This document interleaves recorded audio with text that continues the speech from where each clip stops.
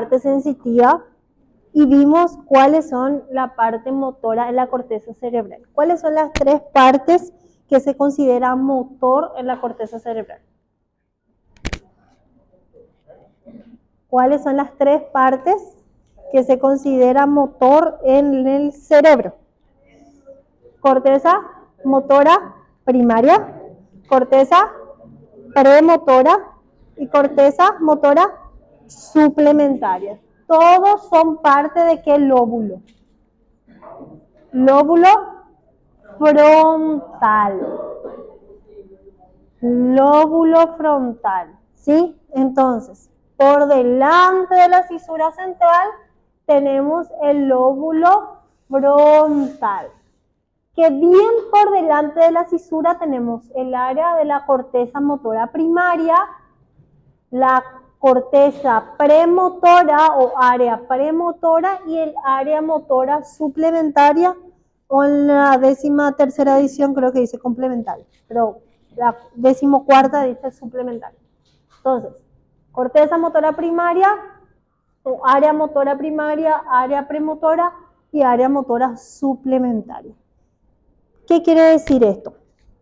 Que los cuerpos neuronales, los cuerpos de las neuronas motoras van a partir de aquí y luego va a descender hacia la médula espinal, ¿sí? La gran mayoría desciende hacia la médula espinal. Entonces nosotros vamos a ver eso. Nosotros vimos todas las vías ascendentes que son sensitivas. ¿Recuerdan ustedes cuál es el primer componente de una vía ascendente? El primer componente es el estímulo que llega al receptor. Ese receptor nosotros ya vimos que pueden ser mecanorreceptores, termorreceptores, nociceptores, diferentes tipos, 5 grandes tipos de receptores. Ellos reciben el estímulo y ese estímulo va a un receptor y ese receptor tiene una dendrita. Una dendrita que viaja hacia la primera neurona. ¿Dónde está la primera neurona sensitiva? En el ganglio de la raíz posterior. Entonces, todo lo que llega al ganglio, ¿sí? ¿Qué es ganglio? Cuando hablamos de ganglios en el sistema nervioso periférico, es cuerpos de neuronas. Entonces, la dendrita lleva la información al ganglio. Y del ganglio sale el axón y va hacia la médula por el asta posterior. Y del asta posterior, vas a traer una pequeña sinapsis y luego va hacia arriba. Desde la médula pasa por todo el tronco encefálico, bulbo, cruzándose, algunos se cruzan, algunos no. La vía lemnisco-medial cruza, la anterolateral no. Entonces, como que va subiendo por bulbo, protuberancia, mesencéfalo, tálamo. En el tálamo está otra neurona de relevo, la segunda neurona sensitiva. Desde el tálamo, la información va a ir a la corteza somatosensitiva. Y ahí la aferencia, la información sensitiva, se hace consciente. Ahí nosotros sabemos que algo nos está quemando, ahí sabemos que algo dentro de nosotros se está deformando, que algo está vibrando. Cuando llega a la corteza somatosensitiva, entonces esa sensación se hace consciente. Y si yo siento que algo me está quemando, o que algo estoy pisando, o que algo me está picando, ¿qué yo tengo que hacer? Tengo que hacer el rascado, tengo que mover el cuerpo, y eso ya es una respuesta motora. Entonces, de esta porción sensitiva se manda la información consciente a la corteza o al área motora primaria. Entonces, ¿dónde empieza la vía motora? Aquí, en el cerebro. La vía sensitiva inicia en su receptor, en el estímulo receptor. La vía motora inicia en la corteza cerebral, especialmente en el área motora primaria. ¿Por qué? Porque en el área motora primaria está guardada toda la información muscular, o sea, todos los músculos, gracias al homúnculo de Penfield, todos los músculos están guardados en esta corteza motora primaria, o en el área motora primaria. ¿Sí? Si nosotros queremos, no sé, mover un músculo de la mano, pues la información va a salir de esta área, o sea, se van a estimular los axones de esa área. O mejor dicho, no los axones, los cuerpos neuronales, los somas. ¿Sí? Las neuronas de esa área. Si yo quiero mover los músculos, por ejemplo, de la masticación, entonces va a salir de esta área. Estas neuronas van a enviar la información para acá. Si yo quiero mover, pues, los músculos del pie, las neuronas que se van a excitar van a ser estas y por acá van a mandar su axón. ¿Se entiende? Entonces, de acuerdo al grupo de muscular que quiero hacer el movimiento, pues bueno, está ubicado bien todos los músculos y de esa porción, de esa neurona va a descender. ¿Sí? Ahora, nosotros, sí, pregunten. Necesito que pregunten porque si no, no vamos a tener esa clase. Essa informação, até então, está significado que ela está chegando na área somática ativa pela neurona sensitiva.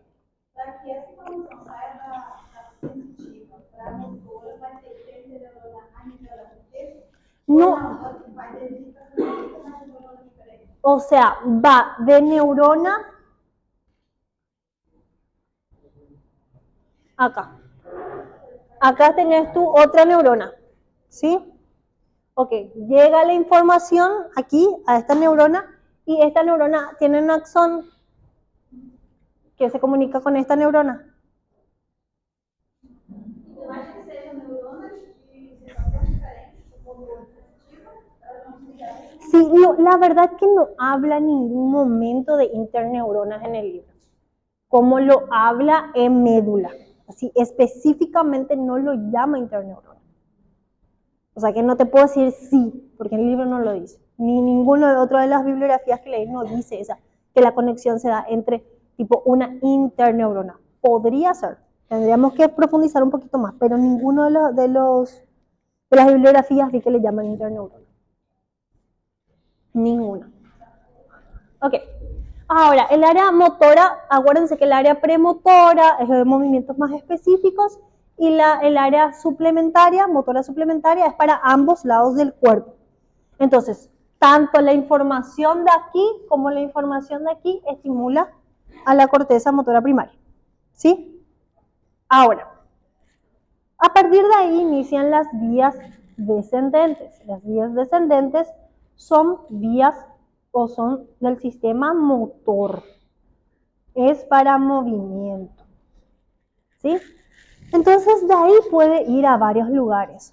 Puede descender, puede ir hacia los pares craneales, puede descender más todavía, ir hacia la médula, de la médula finalmente llegar al músculo. Todas las vías eferentes, todas las vías motoras, su terminación es en un músculo. Empieza la corteza cerebral, termina en un músculo porque hay que moverlo. ¿Sí? La idea es movimiento. Ahora, además del movimiento, entonces la principal función de estas vías descendentes, que son motoras, la principal función es el movimiento. Pero también aquí tenemos el tono muscular, reflejos, postura y equilibrio. ¿Sí? Entonces, el equilibrio, la postura, el mantenerse, por ejemplo, de pie, ¿sí? El grado de contracción propia del músculo que nosotros ya lo vimos, que es en sus fibras intrafusales, ¿sí? Del músculo, ahí es donde se mantiene el tono muscular y los reflejos. Todo esto son funciones de estas vías motoras. ¿Cuáles son las principales vías motoras que tenemos? La piramidal y la extrapiramidal. De todas ellas, la más importante y la que más se suele lesionar es la vía piramidal.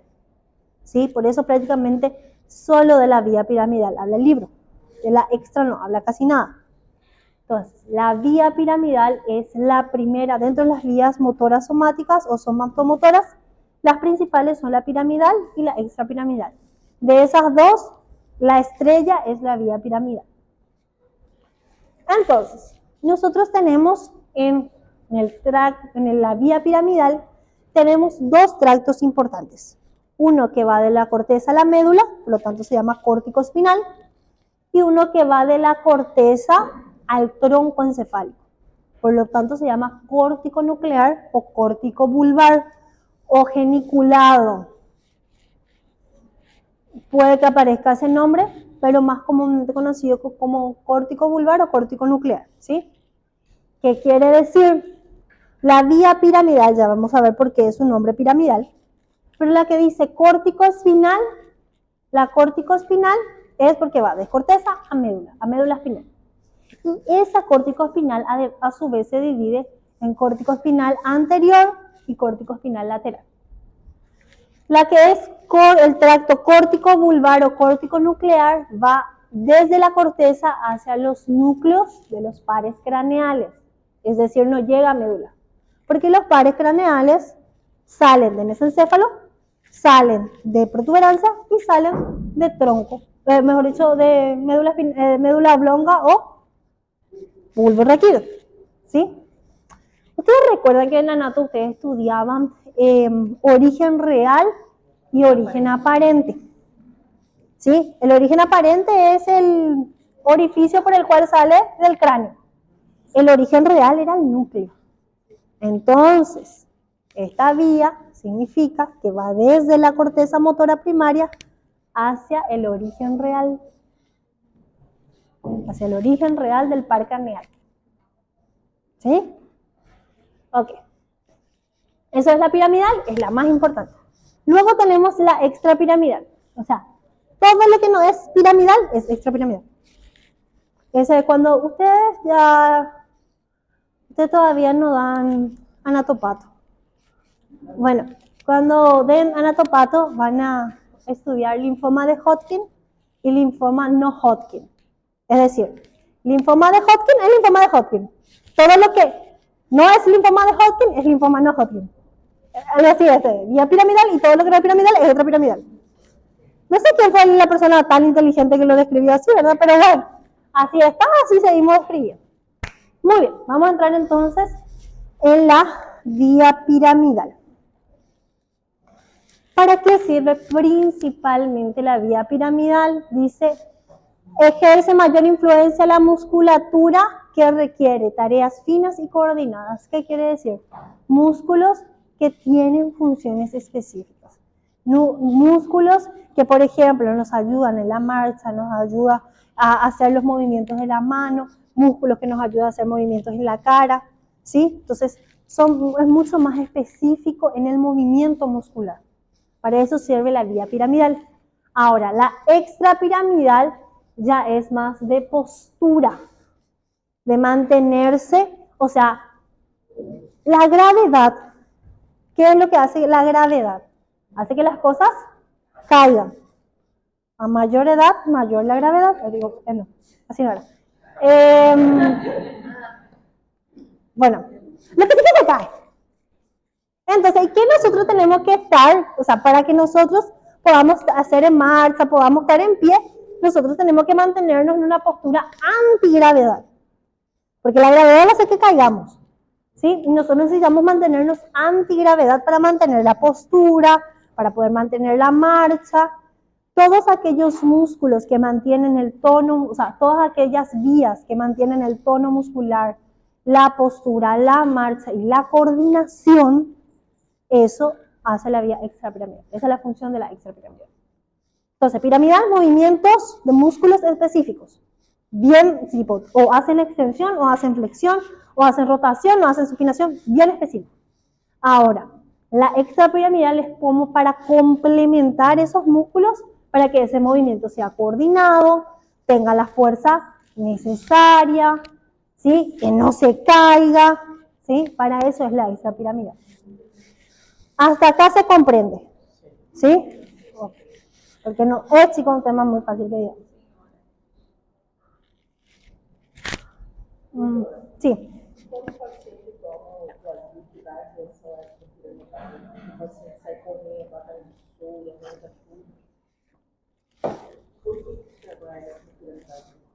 tem a ver com esse movimento que a pessoa No, perde, porque el movimiento tiene que ser bien coordinado. porque o paciente faz a correria do Plasil, que a gente chama no Brasil. O paciente toma Plasil, Plasil, ¿qué droga tiene?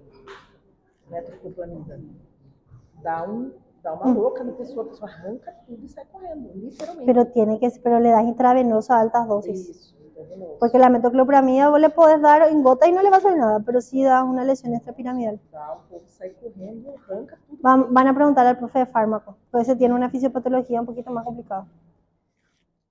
Ahora lo que quiero es que entiendan la vía, su función, y luego, sí, pero da un síndrome de extrapiramidal, la metoclopramida.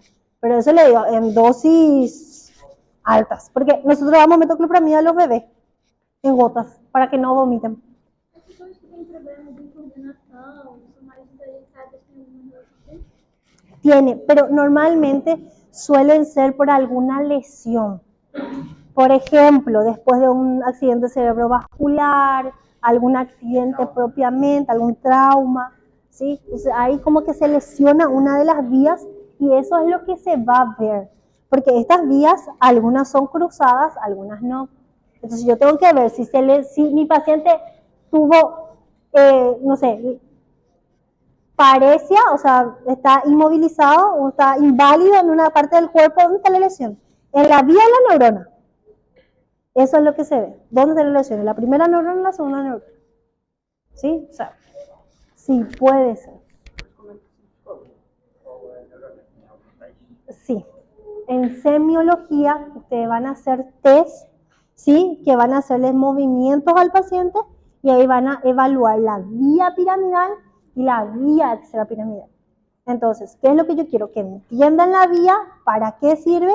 Entonces, yo sé, por ejemplo, si mi paciente, la vía extrapiramidal es para la coordinación del movimiento y mi paciente tiene movimiento, la vía piramidal no está afectada, pero tiene un movimiento descoordinado, que es la extrapiramidal.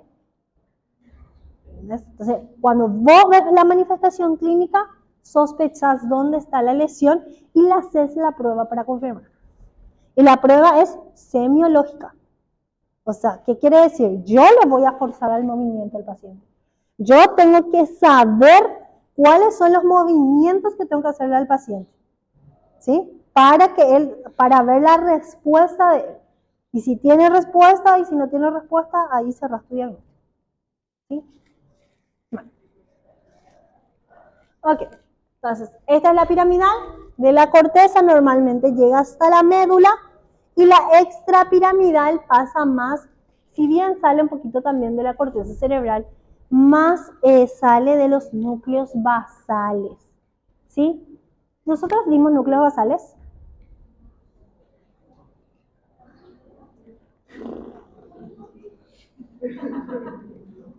Bueno, voy a terminar vía piramidal y después le voy a mostrar núcleos basales. Porque los núcleos basales están entre... ¿Recuerdan lo que era el núcleo caudado, el globo pálido, el putámel, el lenticular?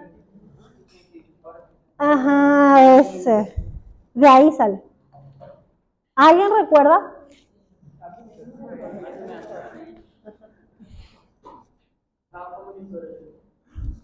Yo era monitora de su lugar y yo no me acordaba.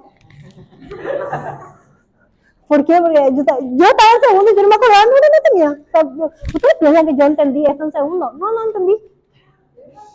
Es más, no vi neuronato. Que alívio para ouvir. ¿Ah? ¿Por qué? No, ¿y qué pasa? Justamente estaban de chismoso ya otra vez, ¿verdad? Y me dice, yo le pregunté a las otras secciones, ya terminaron ciertas áreas. Sí, doctora, pero no entendimos nada. Y yo dije, ¿y qué está fallando? ¿Está fallando la explicación o está fallando el estudio? Porque mi idea es que ustedes salgan por lo menos entendiendo. O sea, yo lo que quiero es que ustedes tengan la base en la clase para que cuando ustedes vayan al libro digan, tal cosa es tal cosa. Ahora hace sentido. Pero para eso tienen que poner su parte, que es leer el libro. Pero ¿qué pasa con esto? Yo le hice al revés, les forcé a leer el libro, porque en el libro no está explicado de esa forma. Entonces, mi recomendación por esta vez es que vía piramidal y extrapiramidal estudien de la diapositiva. porque esa diapositiva es el conjunto de el Guyton, el Snell, el Latarjet y más artículos. ¿Sí? Es el conjunto de varias bibliografías para dejar como que un esquema. ¿Sí? Por eso, por esta vez estudien de aquí. ¿Sí? Bueno, entonces, sí. ¿Alguien me habló? Cuando hablamos de vía directa, estamos hablando de vía piramidal. Directamente llega la información al músculo.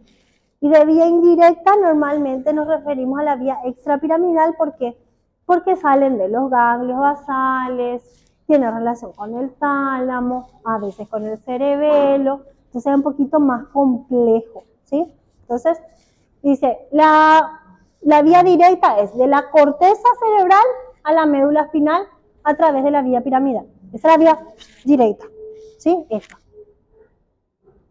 Esta es la vía directa. Desde la corteza cerebral baja por tronco cefálico, llega a la médula, de la médula al músculo. Esa es la vía directa. ¿Cuál es la función de la vía directa?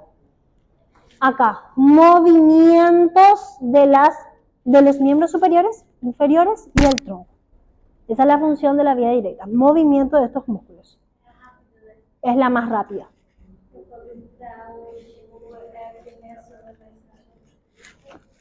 Es 70 metros por segundo.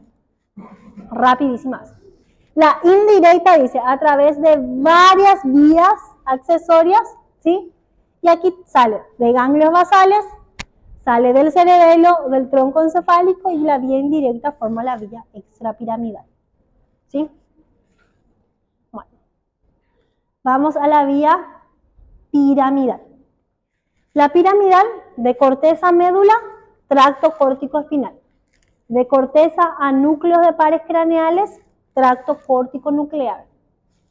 Esta córtico espinal otra vez se divide en córtico espinal anterior y córtico espinal lateral. El mayor porcentaje la tiene el córtico espinal lateral. Ya vamos a ver por qué. Entonces, la vía de salida más importante de la corteza motora es el tracto córtico espinal o también llamada vía piramidal. Yo prefiero llamarle vía piramidal. Para entender qué. ¿Por qué yo le prefiero llamar vía piramidal? Porque este tracto córtico nuclear también hace parte. Porque si yo le llamo córtico espinal, como que este sale sobrando. Entonces prefiero llamarle vía piramidal. Sus componentes son dos tractos importantes. Tracto córtico espinal y córtico nuclear. El córtico espinal se vuelve a subdividir. ¿Me siguen hasta ahí? Vamos a ver a profundidad el tracto. Vamos a hablar primero de del córtico espinal. ¿Dónde inicia el córtico espinal? El tracto córtico espinal inicia a nivel del cerebro, en la corteza motora primaria, o sea, en el área motora primaria, en el área premotora, en el área suplementaria y un poquito en el área somatosensitiva, ¿sí? De ahí puede venir la información. Y luego ir descendiendo. Yo no alcanzo más. Voy a tratar de a ver si.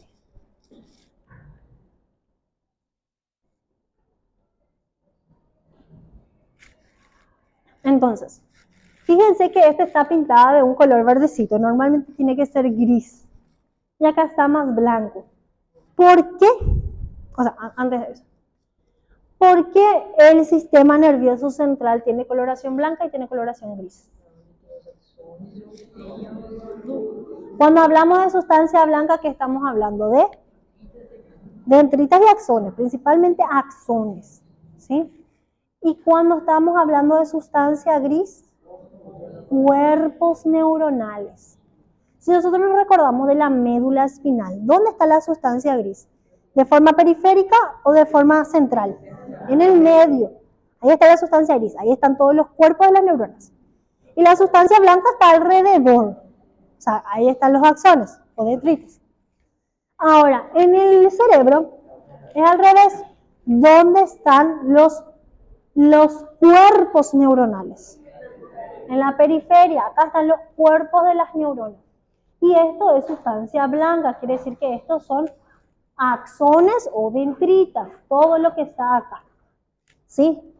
Entonces, la el tracto córtico espinal inicia la corteza cerebral en el cuerpo de la neurona y luego va descendiendo por lo que se llama corona radiada. ¿Sí? Pasa acá al lado del tálamo, al lado de los núcleos o mejor dicho, núcleos de la base, y va descendiendo hacia el mesencéfalo. Del mesencéfalo pasa a la protuberancia. Y de la protuberancia pasa al bulbo raquídeo. Pasa al bulbo raquídeo hasta que llega a la pirámide. En la pirámide se hace la decusación, es decir, se hace el pasar al lado contrario, se hace el cruce. ¿Sí? Se hace el cruce y desciende entonces normalmente por la columna. Acá es lo que va a ver la diferencia. Va a descender hacia la médula espinal. Ahí nomás le vamos a poner. Va a descender hacia la médula espinal y luego va a llegar al músculo. Esa es la córtico-espinal. Pero la córtico-espinal se divide en lateral y anterior. ¿Por qué?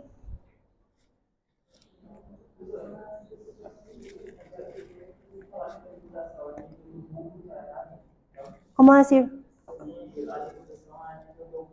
Sí, súper bien.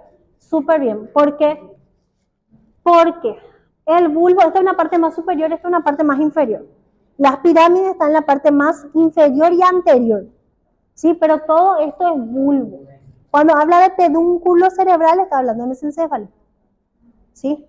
Entonces, este sería mesencéfalo, este sería protuberancia y aquí sería bulbo. Pero fíjense que acá hay uno que cruza y uno que no. Bueno, voy a apagar un ratito para que se note bien, porque no se nota el rojito.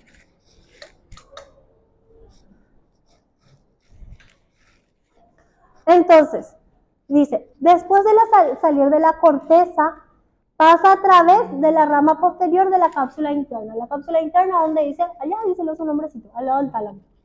Entre los núcleos de la base y el tálamo tenemos la cápsula interna y eso va a ir descendiendo. Entonces, cápsula interna, que son los núcleos de la base. Acá yo le voy a hacer un cambio. Bueno, después le voy a cambiar, por más que ya le alcé en la plataforma. Acá, ganglios de la base. En muchos libros dicen ganglios. Pero dada la ubicación que estamos en sistema nervioso central, lo correcto es que sean núcleos de la base. Ganglios de la base lo van a encontrar en varias bibliografías, pero está como que técnicamente incorrecto. Lo correcto sería núcleos de la base, porque ahí están juntados los somas, los cuerpos neuronales. Pero bueno, en fin, lo que sí que llega al bulbo raquídeo. Y cuando llega al bulbo raquídeo, ahí es donde se va a dividir en lateral y anterior. El tracto córtico espinal lateral sí va a llegar a la pirámide, va a hacer la decusación y luego va a descender, ¿sí?, por la región, en este caso lateral, la región de la columna lateral de la médula espinal. Por eso se llama córtico espinal lateral.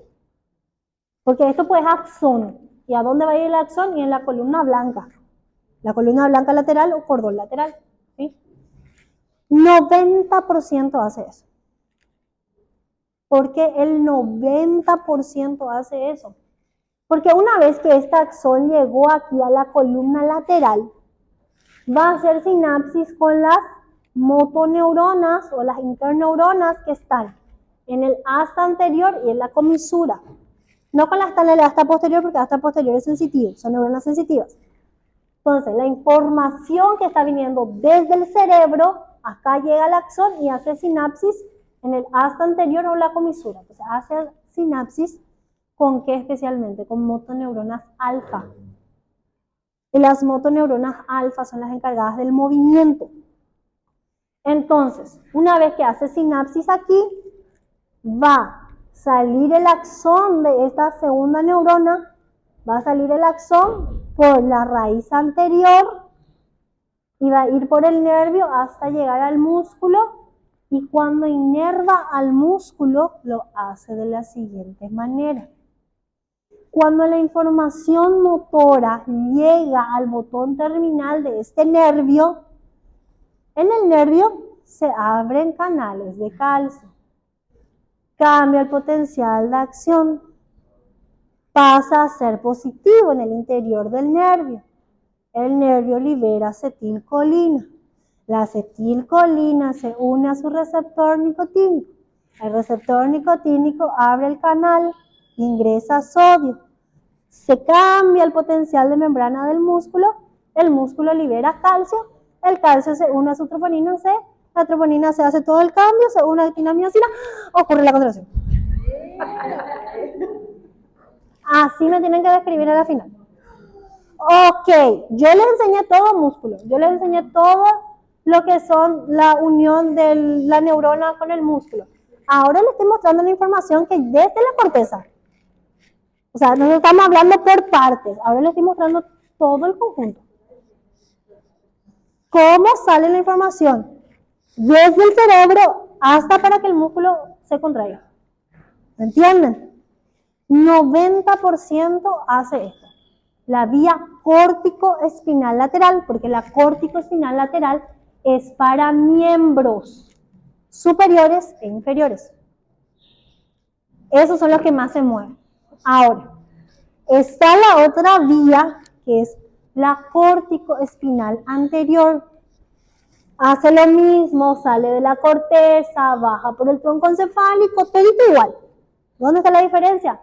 Que en vez de hacer la decusación, en vez de hacer el lado contralateral o pasar al lado contralateral, baja directo. No hace ese cruce en el bulbo, baja directo por el cordón anterior o columna anterior blanca de la médula espinal. Y recién en médula espinal cruza hacia las motoneuronas que se encuentran aquí. Al final, la córtico-espinal, ya sea la lateral o la anterior, cruza.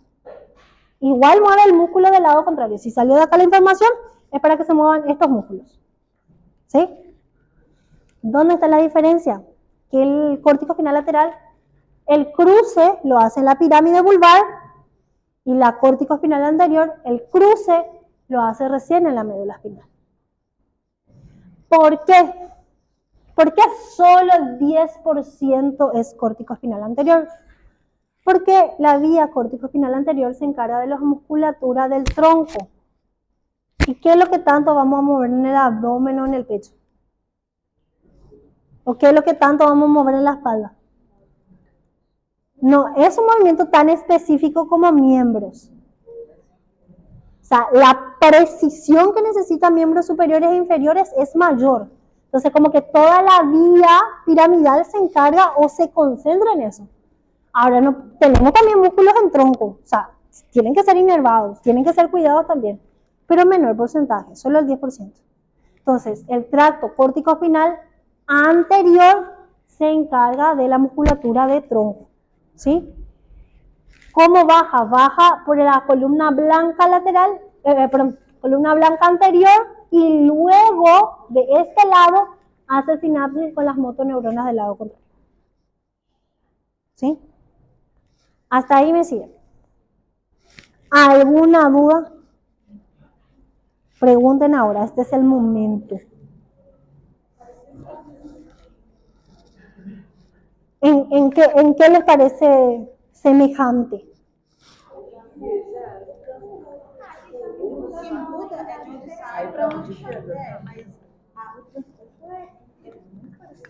Sí.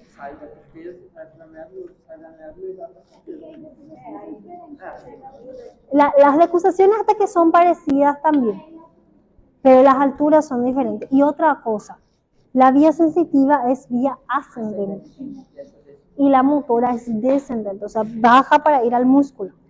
¿Sí? Muy bien.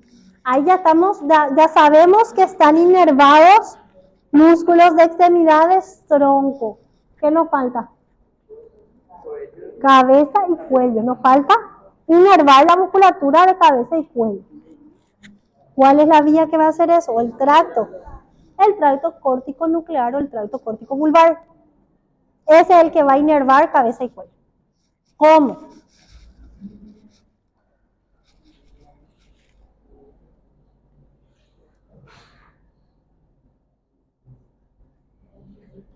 Bueno, antes de pasar a la córtico vulvar, a ver, la córtico lateral termina en las regiones intermedias de la sustancia gris, es decir, la comisura, puede terminar en el hasta dorsal. Algunas pueden mandar esta vía, este tracto córtico espinal, algunos pueden mandar alguna fibra hacia las neuronas sensitivas, como para avisarle, una cuestión de retroalimentación nada más, ¿sí? Y por último terminan en la neurona motora. ¿Qué es lo que hace esta vía córtico-espinal? Esta córtico-espinal tiene mucha relación con las interneuronas. Es decir, esta información que acá va a cruzar, ¿sí? Primero puede hacer relación, o sea, puede hacer esta sinapsis con las interneuronas, puede hacer un poquito de sinapsis con las neuronas sensitivas como una información de retroalimentación, y también va a hacer sinapsis con las neuronas motoras. ¿Sí? Lo mismo la córtico-espinal anterior, ¿sí? Que luego también va a cruzar su información. Pero finalmente llega su información al músculo. Muchas de esas fibras eventualmente cruzan al lado opuesto, ya sea en el cuello en la región torácica superior. Fíjense, la córtico-espinal anterior, ¿a qué nivel medular hace su cruzamiento? ¿A nivel cervical o a nivel torácico? Cervical o torácico, o sea, los músculos, ¿por qué cervical y torácico? Porque los torácicos son ¿para qué? Para musculatura de tronco, ¿sí? Las cervicales también para algunas musculaturas del cuello. Ok. ¿Por qué se llama vía piramidal? Cuando estudiamos corteza cerebral, nosotros vamos a ver que la corteza cerebral tiene 6 capas. 6 capas. Donde la capa número 5 tiene la mayor cantidad de neuronas grandes. Las neuronas de la capa número 5, acá nosotros tenemos la capa molecular, la capa granulosa externa, la piramidal externa, granulosa interna, piramidal interna. Esta capa número 5 de la cabeza, mejor dicho, del cerebro, esta capa número 5 es la capa piramidal. ¿Por qué? Porque tiene neuronas gigantes, supuestamente gigantes, ¿verdad? Pero son más grandes que las otras neuronas, que tiene forma de pirámide egipcio, pirámides egipcias, ¿sí? Entonces son triangulares. Y a estas neuronas en forma de pirámide se le llama célula de Betz, ¿sí? Entonces, a esta vía se le llama vía piramidal a causa que la información sale de la capa piramidal interna, desde las células de Betz. ¿Sí? Por eso lleva ese nombre. ¿Qué? Tipo, sí, por eso. ¿Sí? Y a partir de acá van a salir axones que van a ir inervando a las distintas áreas que vimos. ¿Sí? La información llega entre la capa 2 a la capa 4, más o menos llega la información y de aquí sale la eferencia. ¿Sí?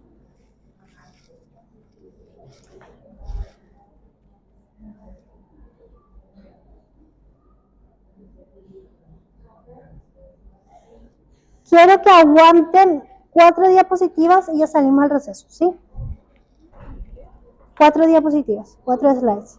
¿Sí? Ya receso. Receso. No salí. Ok. Nosotros vimos que en el sistema motor una neurona sale de la corteza, cerebral y llega a comunicarse con una neurona que está en la médula o está en el bulbo.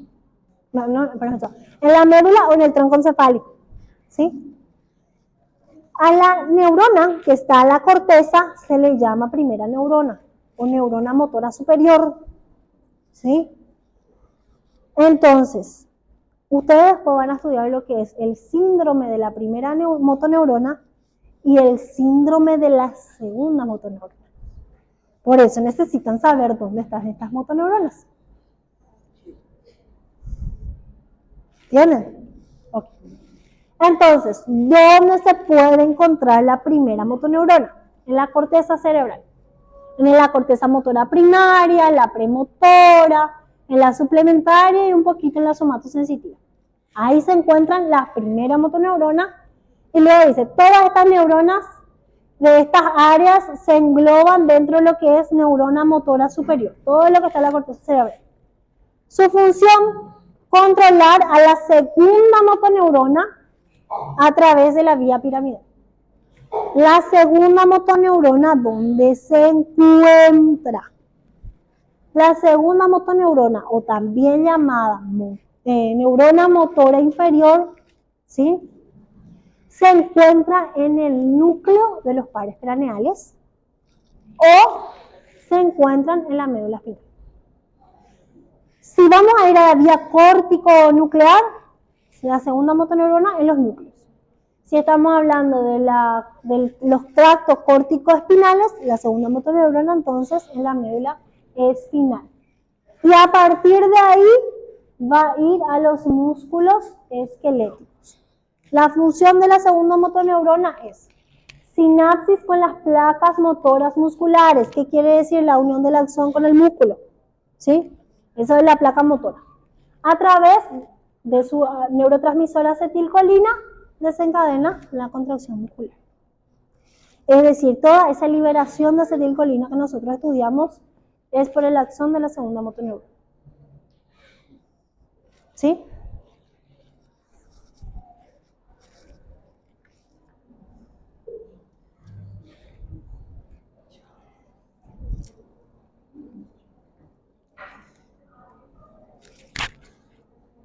Bueno, acá les dejo, después de esto ustedes van a copiar, les pido por favor que sí copien, ponen sus casas para que terminemos hoy, ¿sí?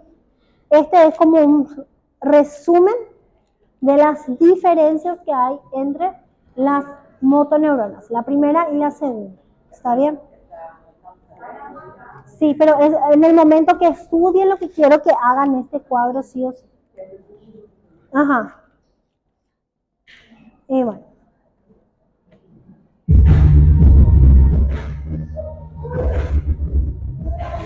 Ahora está pasando por la cápsula interna. Va al mesencéfalo.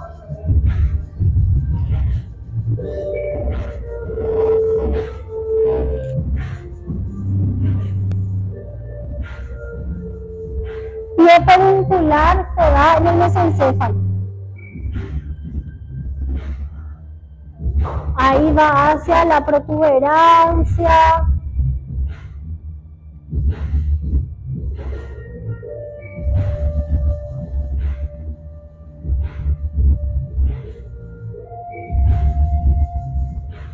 Y ahí llega al bulbo, a la pirámide vulvar.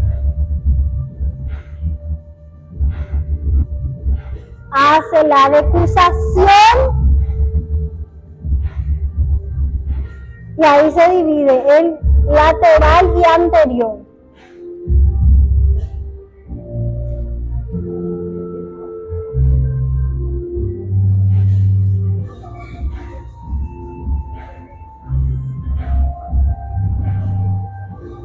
Córtica espinal anterior y córtica espinal lateral.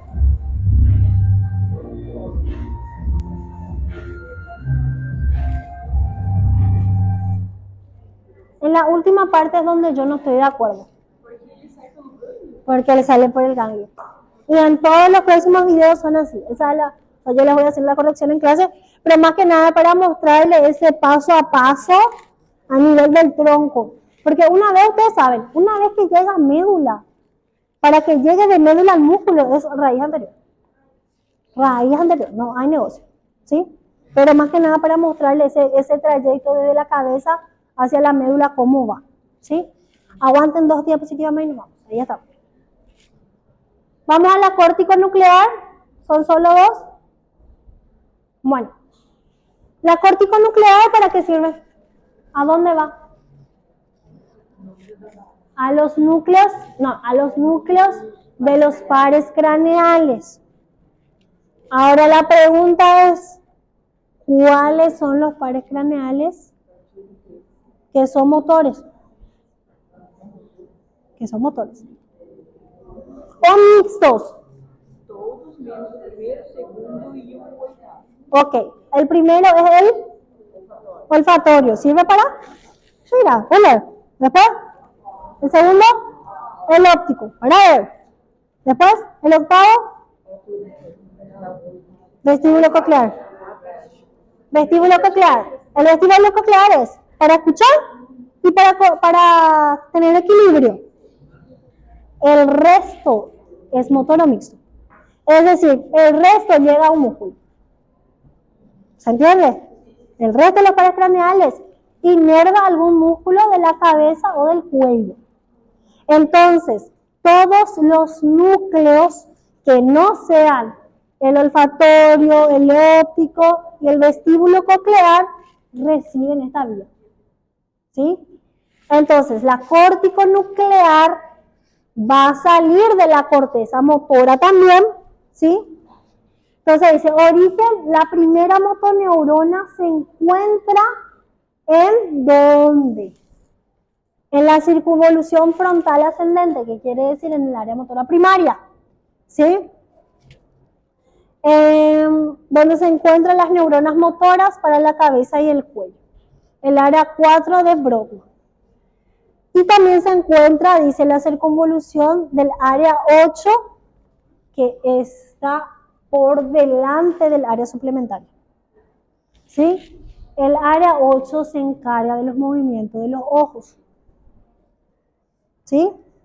¿Cuáles son los movimientos? Los movimientos de los músculos extrínsecos e intrínsecos del ojo. ¿Sí? Entonces, del área número 4 y del área número 8, el área 4 que es la motora primaria y el área 8 que es el área óculo, no me sale la palabra, oculocefalogiro, es para el movimiento de los ojos. Bueno, pero lo que sí, que va a salir de la corteza motora, va a bajar en forma de lo que se llama la corona radiada,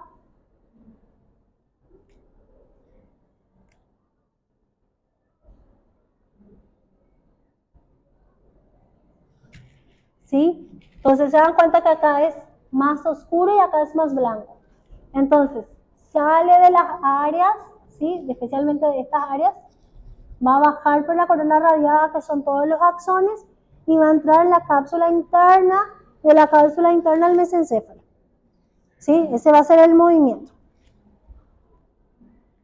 Entonces, una vez que llegue a mesencéfalo, a partir de ahí va a irse hacia la protuberancia o hacia el bulbo, de acuerdo al núcleo del par craneal que se va a movilizar. ¿Sí?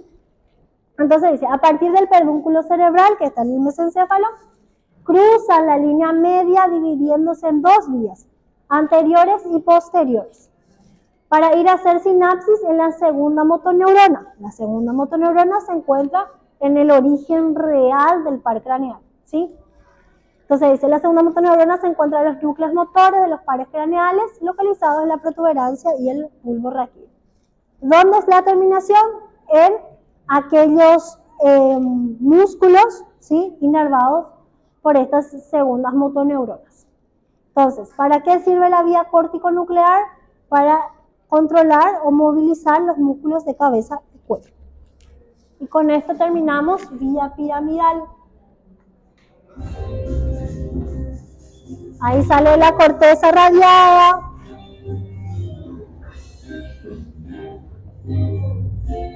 Va al mesencéfalo y se divide en anterior y posterior.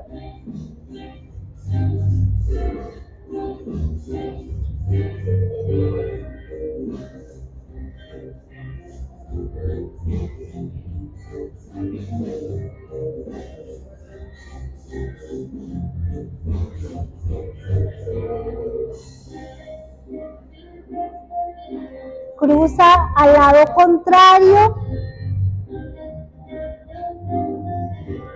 Y primero vamos a encontrar el núcleo del tercer y del cuarto par en el mesencéfalo.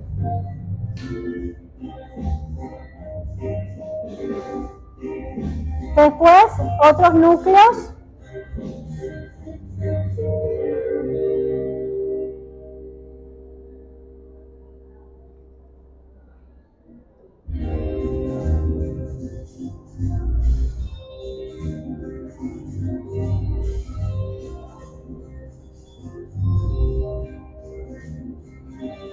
Ya teníamos hasta el 4. Ahora el 5, el 6 y el 7. En la protuberancia. Siempre contralateral. Y llega al bulbo para llegar a la segunda motoneurona de lo que sobra, de los núcleos que sobran. Ya teníamos hasta el 7. 8 no es, 9, 10, 11 y por último ahí falta el 12 que también está en el bulbo. ¿Sí? Así llegan entonces a los distintos núcleos de los pares craneales. Receso. Vuelvan a las 3.